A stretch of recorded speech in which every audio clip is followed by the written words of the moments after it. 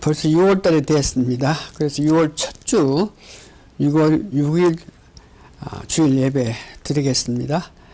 다 같이 사도신경을 고백하겠습니다.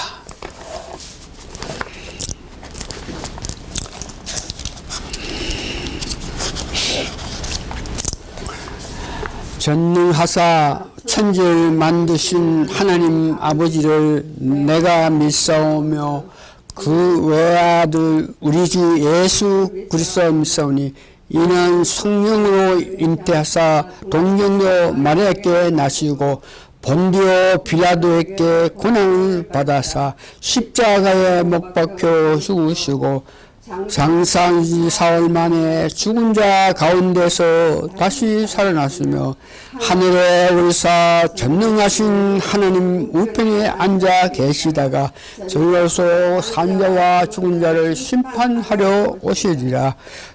성령을 믿사오며 거룩한 공예와 성도와 서로 교통한 것과 죄를 사하여 주시는 것과 몸이 다시 사는 것과 영원히 사는 것을 믿사옵나이다. 아멘. 찬송가 한 장 부릅니다. 495장. 찬송가 495장입니다.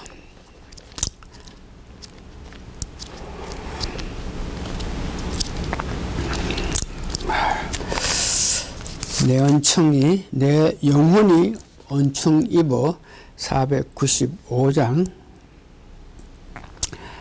다 같이 창송하겠습니다.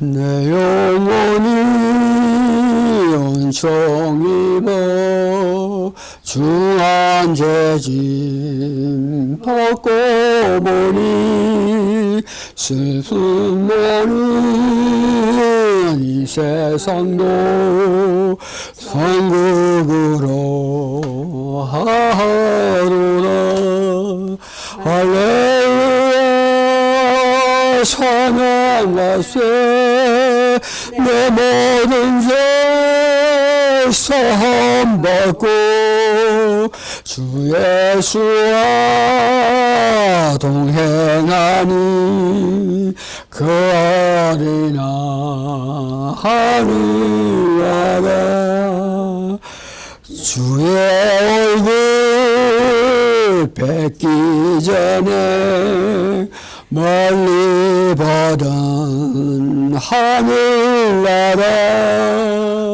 내 마음속에 이루어지니 날로 가깝도다.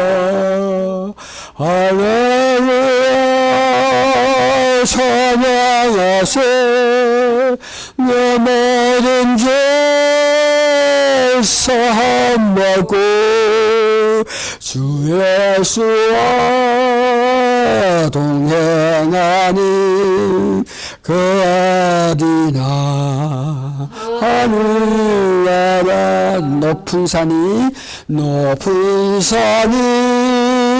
거친 들이 초막이나 궁궐이나 내 주 예수 모신 곳이 그 어디나 하늘나라 할렐루야 찬양하세 내 모든 죄 사함 받고 주 예수와 동행하니 그 어디나 하늘나라. 아멘. 우리 주님 앞에 신앙 고백하겠습니다. 당신은 그리스도시요 살아계신 하나님의 아들이십니다. 아멘. 오늘 성경 말씀은 창세기 2장, 3장 전체에서 말씀드리는 것인데, 특별히 오늘은 제가 봉독해 드릴 성경 말씀은 창세기 3장 1절에서 6장까지 제가 봉독해 드리고 그 다음에 이어서 말씀드립니다. 창세기 3장 1절에서 6절까지 사탄이 하와에게 와서 유혹하는 선악과를 따먹음으로써, 선악과란 즉 양심이 말하는데 선악을 판단하는 것은 양심인데, 거기에 대해서 말씀 창세기 3장 1절에서 6절까지 제가 봉독해 드립니다. 여호와 하나님의 지으신 들짐승 중에 뱀이 가장 강귀하더라. 뱀이 여자에게 물어가로되 하나님이 참으로 너희들로 동상 모든 나무의 실과를 먹지 말라 하시더냐. 여자가 뱀에게 말하되 동상 나무의 실과를 우리가 먹을 수 있으나 동상 중앙에 있는 나무의 실과는 하나님의 말씀에 너희는 먹지도 말고 만지지도 말라 너희가 죽을까 하노라 하셨느니라. 뱀이 여자에게 이르되 너희가 결코 죽지 아니하리라. 너희가 그것을 먹는 날에는 너희 눈이 밝아 하나님과 같이 되어 선악을 알 줄을 하나님이 아심이니라. 여자가 그 나무를 본즉 먹음직하고 보암직하고 지혜롭게 할 만큼 탐스럽기도 한 나무인지라. 여자가 그 실과를 따먹고 자기와 함께한 남편에게도 주에 그도 먹은지라. 말씀은 오늘 제목은 거듭난 사람으로서 거듭난 후에 우리의 생활 문제에서 오늘은 양심의 그 원리, 그러니까 거듭난 사람이 살아가면서 양심의 소리를 들으면서, 양심은 하나님이 원하는 소리를 우리에게 알게 하시기도 하고 또한 우리에게 바른 길로 가게끔 인도하는 양심인데, 양심의 원리에 관해서 오늘 말씀드립니다. 지난주에 우리는 거듭난 사람으로서 즉 자유인이라 그랬죠. 그래서 하나님과 사람들과 세상의 관계에서 덕을 끼치고 다른 사람을 위하여 좋은 마음에 가질 필요가 있다고 배웠습니다. 그래서 내 삶 전체를 자유 원리에 의거해서 하나님께 영광 돌리고 다른 사람에게도 유익하게 살아가야 된다고 이야기했습니다. 우리가 죄인 가운데 죄인인데 자유로운 삶을 살게끔 하게 하신 세 분 하나님께 감사와 영광을 돌리는 삶은 매일매일 삶 가운데 죄를 절제해야 되고 받은 말씀을 끝까지 잡고 가야 된다고 그랬습니다. 우리가 거듭난 사람으로서 자유의 원리에 입각해서 생활해 나가면 세상 사람들은 우리에게 여러 가지 좋지 않은 언사, 좋지 않은 태도로 나타나게 있겠지만 우리는 우리를 위해서 마련하신 예수님의 그 은혜, 천국의 새 예루살렘 성에 우리 마음을 가지고 그 어려운 모든 것을 이겨가면서 달려가야 된다고 이야기했는데, 오늘은 거듭난 사람으로서 살아가는 동안에 양심에 따라서 살아가야 한다고, 양심에 따라서 살아가야 된다. 그 양심에 대해서 오늘 공부합니다. 양심은 믿는 우리보다가 세상 사람들이 그 양심에 대해서 많은 말을 하고 있습니다. 그래서 우리 기독교인 우리가 세상 사람이 자꾸 양심에 대해서 말을 많이 하니까 우리 기독교인들은 그 양심에 대해서 많은 말을 하지 않고 있는 그런 실정인데, 성경에 보면은 신약 전체에 28번이나 양심에 관해서 말하고 있습니다. 그것을 구체적으로 좀 말해 보면 베드로가 2번 양심에 관해서 이야기했고, 그 다음에 요한 2서에서 양심에 대해서 한 번 이야기했고, 히브리서의 4번, 사도 바울은 21번에 말했습니다. 이 말은 성경 전체에서 양심에 관해서 신약에 28번밖에 논하지 않았다. 이 말은 다른 말을 해서 기독교인들이 양심에 대해서 제대로 알지 못하고 있다고 봐야 됩니다. 그래서 오늘은 양심에 관해서 구체적으로 좀 알기를 원하는데, 양심은 무엇이며 어디에 있으며 어떤 종류가 있고 어떤 역할을 하며 그 양심은 무엇에 의해서 영향을 받는지, 또한 그 양심을 어떻게 활용하는 이 모든 문제를 우리가 알기를 원합니다.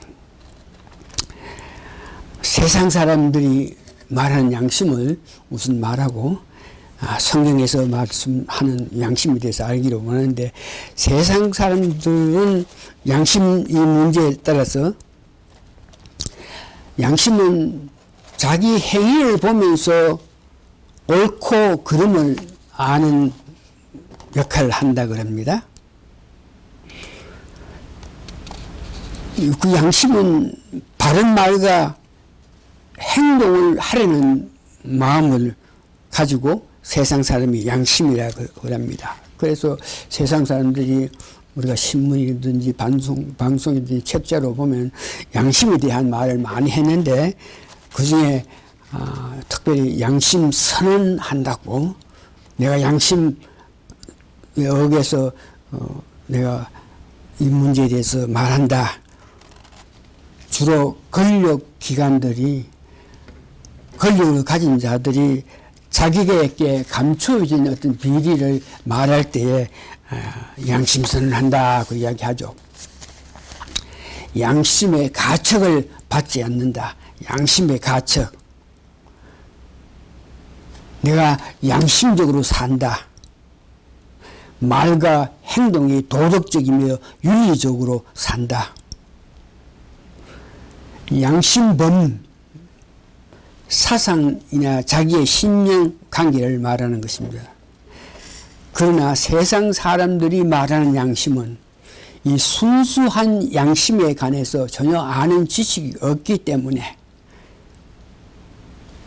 양심에 의해서 뭐 판단한다, 양심적으로 말한다, 양심의 가책을 받는다, 이렇게 말하지만 올바른 양심에 대한 판단, 이는 불가능한 그런 상태입니다.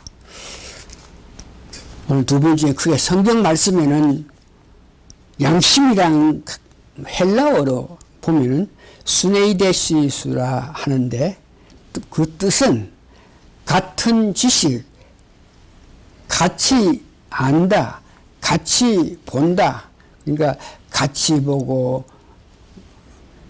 같은 지식으로 무엇을 같이 안다 하는 뜻은, 그래서 그 양심의 근원은 같은 지식, 같이 안다, 같이 본다. 이 말은 하나님과 같은 지식을 가졌고 하나님과 같이 알고 하나님과 같이 본다는 뜻입니다. 창세기 2장 3장에 보면 선악과를 창세기 2장이 하나님께서 따먹지 말라 그랬습니다.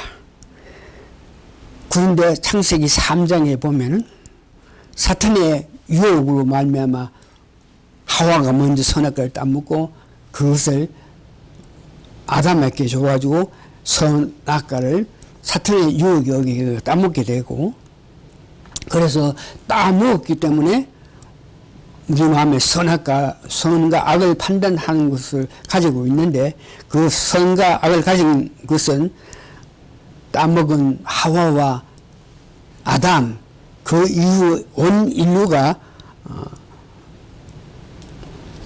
선악과를 따먹었기 때문에 온 인류가 양심을 갖고 있다 하는 것을 압니다.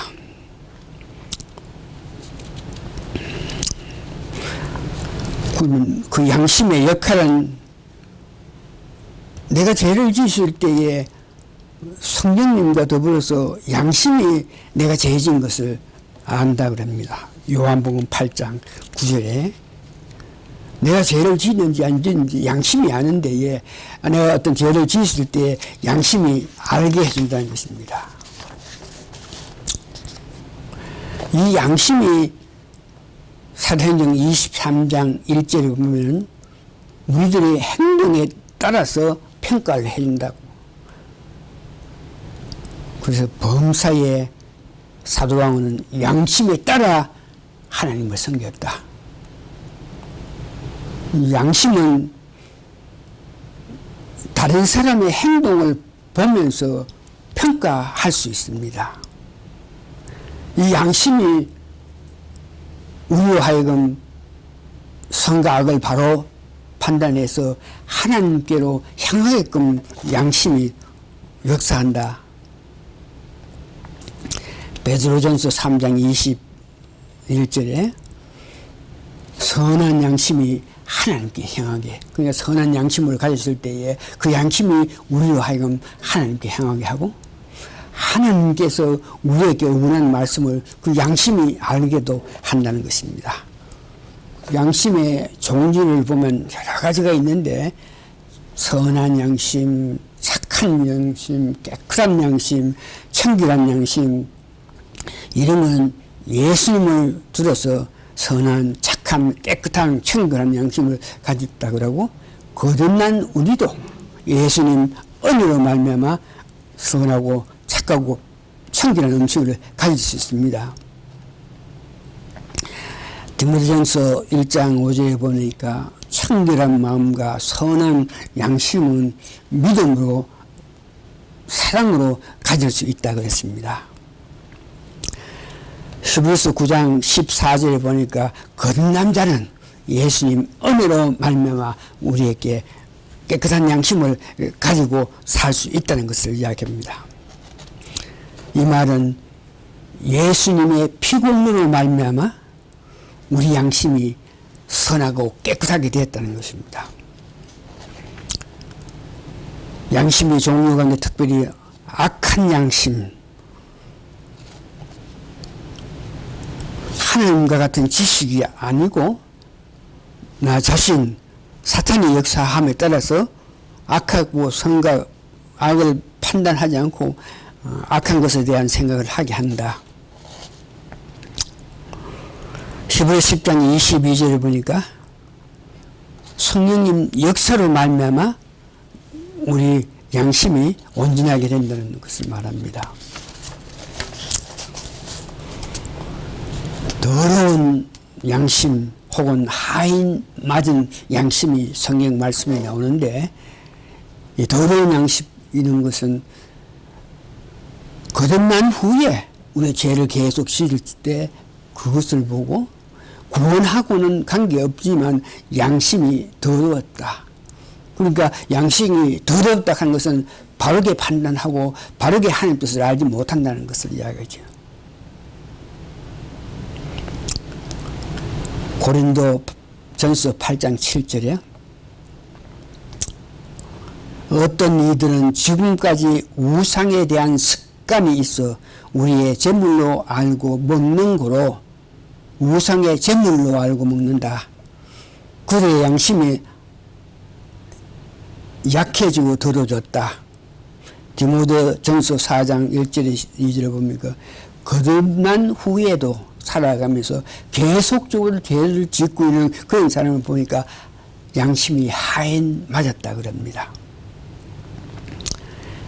그러나 성령이 밝히 말씀하시기를 후에 어떤 사람들이 믿음에 있었거나 유혹해 하는 영과 귀신의 가르침을 쫓는다. 이런 자를 보고 양심이 하인받았다.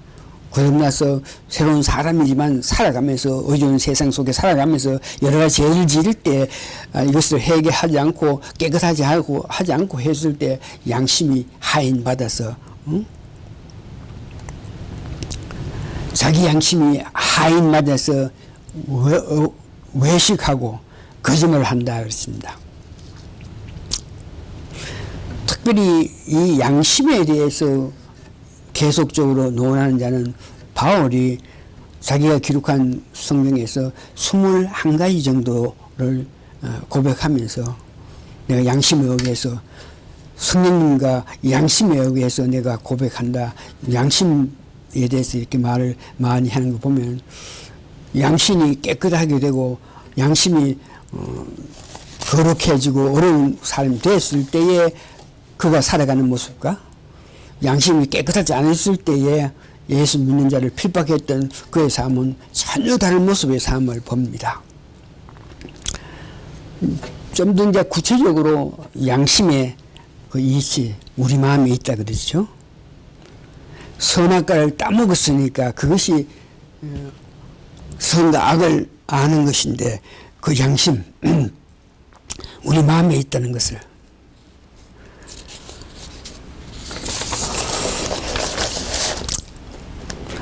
이 양심 문제에는 세 번 하나님이 역사해서 우리로 하여금 양심을 선악과를 따먹고 난 후에 그 양심이 있는데 깨끗하게 하고 어렵게 하고 아름다운 일을 하게 되는데 예수님 역사는 예수님의 피공로로 말미암아 양심을 깨끗하게 했다. 성령님 역사 또한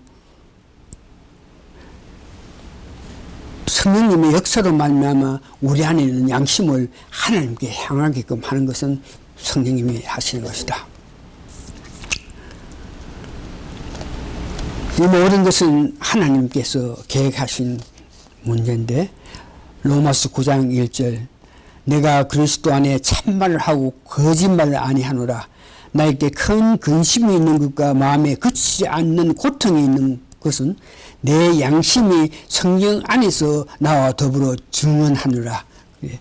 양심은 성령과 더불어서 고백한다, 나타낸다. 이게 다 하나님과 예수님과 성령님의 역사로 인해서 양심이 어떤 양심을 가지고 있나, 어떻게 역사에 달려 있는데, 사탄도 역시 우리 양심에게 나타나서 유혹하는데, 고린도후서 4장 4절에 보니까 강명의 천사같이 우리에게 임해가지고 양심을 혼란케 한다 그럽니다. 고린도후서 4장 4절에 그 후에 이 세상 신이, 사탄을 말하죠, 믿지 않는 자들이 마음을 혼미하게 하여 그리스도의 영광과 복음의 강체를 비추지 못하게 한다. 양심을 깨끗하게 하게끔 하기 위해서는 예수님의 강체, 성령님의 역사로 인해서 깨끗하게 하는데 이런 것들을 못하게 한다. 그 후 고린도후서 11장 14절 보니까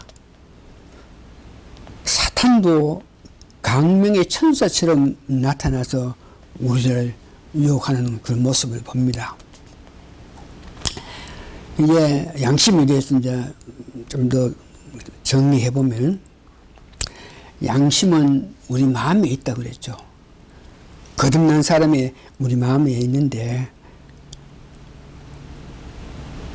하나님같이 보고 하나님같이 알고 하나님같이 판단할 수 있다는 것.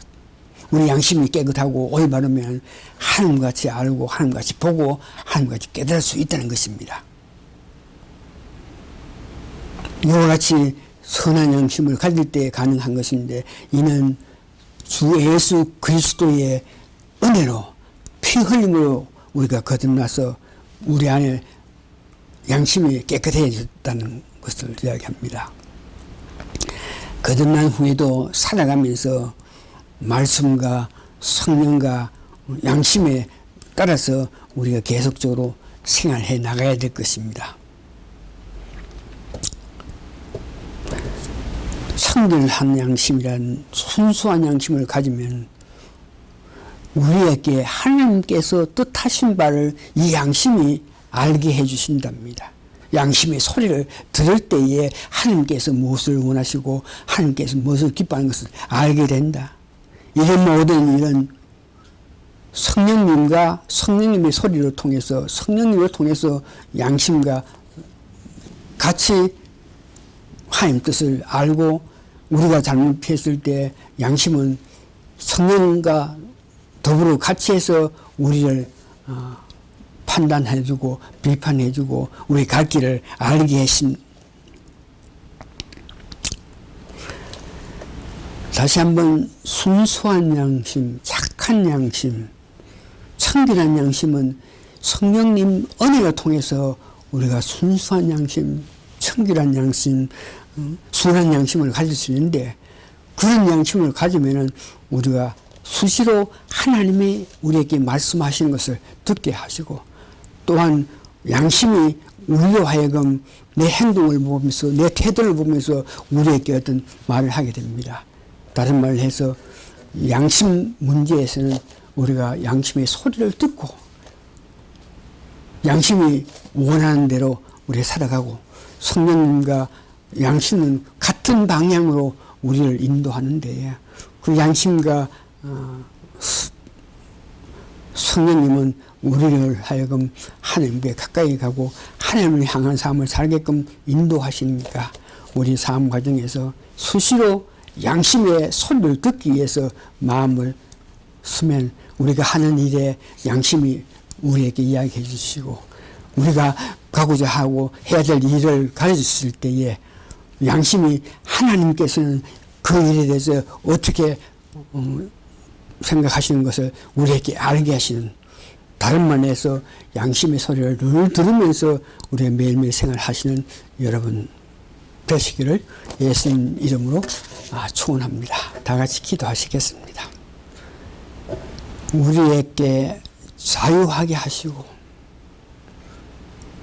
모든 것 가능하나 선을 위해서 덕을 위해서 내가 절제하고 내가 참을 수 있는 그런 자유 원리에 의해 내가 생활하게 해주고 또한 우리 마음에 양심이 있어서 예수님의 피공로를 통해서 우리 양심이 깨끗하게 되었으니까 온순하게 되었으니까 완전하게 되었으니까 양심의 소리를 우리가 듣게 하여 주시옵기를 간절히 바라고 기도합니다.